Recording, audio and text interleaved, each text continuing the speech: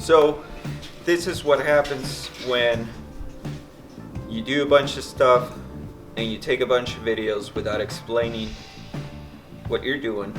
So now I'm gonna have to do it at the end and work myself back into the video. So bear with me. I should have planned this a little better, so this video is gonna be a little weird, but this is where we're gonna be starting at. So let me show you the first thing.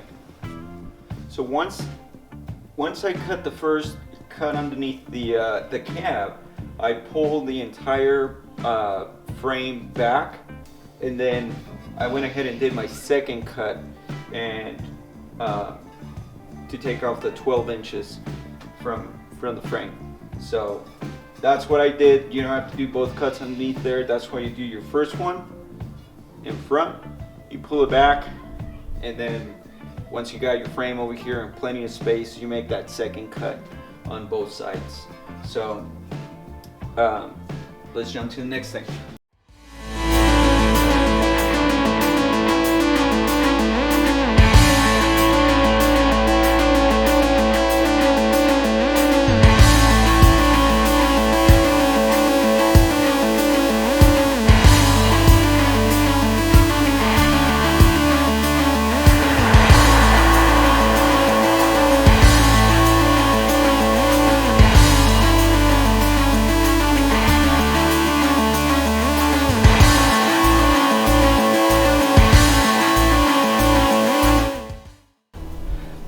So this is another thing I did.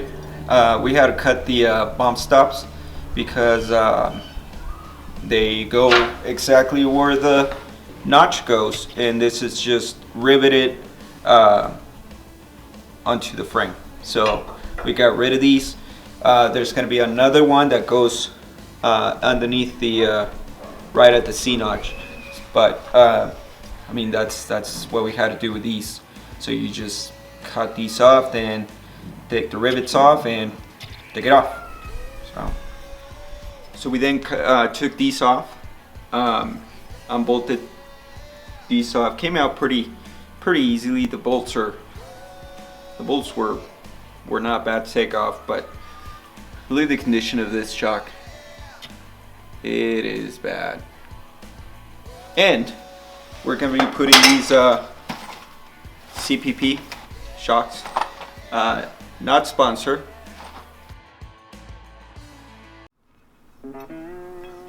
So we replace these. This is a bracket from the top of the shock. They go underneath right here. And really the reason why we replace these with the new ones is because once you lower a truck, this truck's going to be lowered, so once you lower a truck, it changes the angle of the shock. So you got to get different brackets that relocate the shock. So that's the reason we changed these two. So I apply a couple coats of rust reformer. It's supposed to destroy rust, and it's transforming it to a sandable, paintable surface. So I thought it was black, but it's actually transparent. So, and I like it because it did what it's supposed to. So, and then I just did a coat of well, not one coat, but I think I did like 3 coats of chassis paint, just black. It's supposed to be like a satin finish, but I think it's a little more shiny. It looks more like a semi-gloss, but that's what we did. And then I did that outside. I actually flipped the frame, so I gave it first it was a coat underneath, then we flipped the frame and then applied another coat, and then I brought it back in to the garage. So that's what I did with this thing.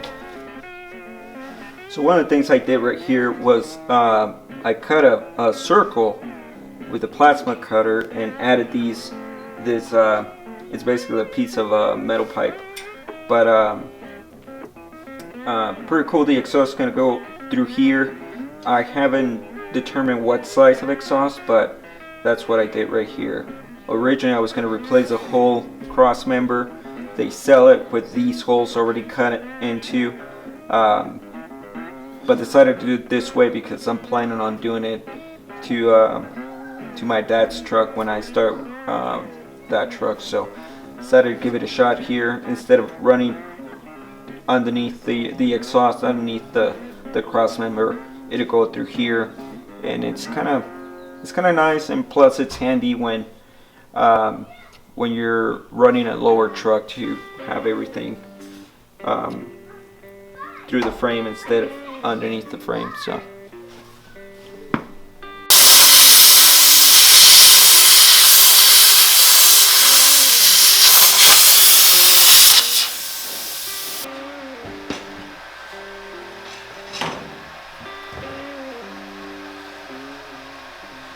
I'm gonna be cutting the chassis to put this notch right here. So, but before I do that, I just got this. I've never used a plasma cutter in my life, and it's actually not bad. Definitely not sponsored by Forney, but I really wanted to start with this before, because these can get pretty expensive, and I said I'll start with this one and then work my way up. But I'll tell you what, this is not bad.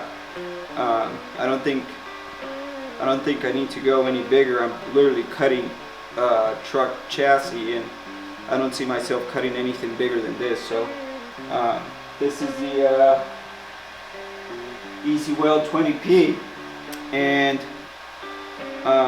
that's what I'm gonna do. So I'm gonna be cutting a little notch right here so I can weld this at the bottom.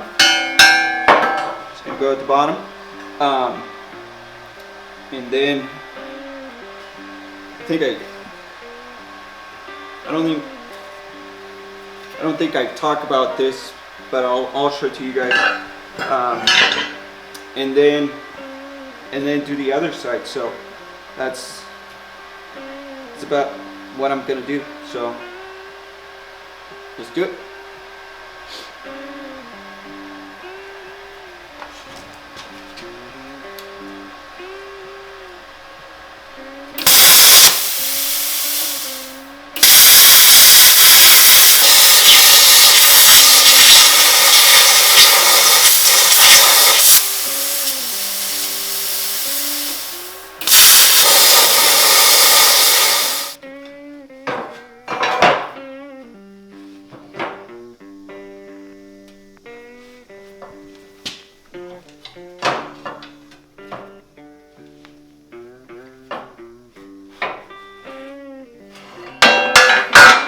It's perfect.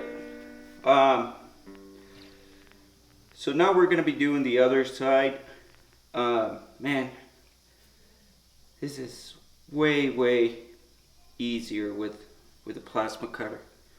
I should have invested in one of these a little while back, but I mean, you can do it with these two. It just takes a little longer, but you're able to do it with these. So this just saves time. But it took a little bit of sanding. There's 2 rivets at the bottom that I cut so that this just mounts flush. So I did the C notch, and then I installed the block, the 2-inch block here, because I did a 2-inch block and a 5-inch drop with the springs, so for a total of 7. So I had to get a new U-bolts. Had these made actually by a place here in town. They're actually pretty amazing. The old ones were too short, obviously, and in very bad shape. That's it. I bolted this on, and that's where we're at. I'm waiting for the pen hard bar, or the track bar. That's gonna have to be adjusted because the one that's here, or was here, it's actually too long. Actually, this is it right here. This is the track bar, or pen hard bar, but it goes from the chassis to the differential, and this is too long now. So the one that I order, it's adjustable, so I'll be able to adjust it. So should be getting that pretty soon.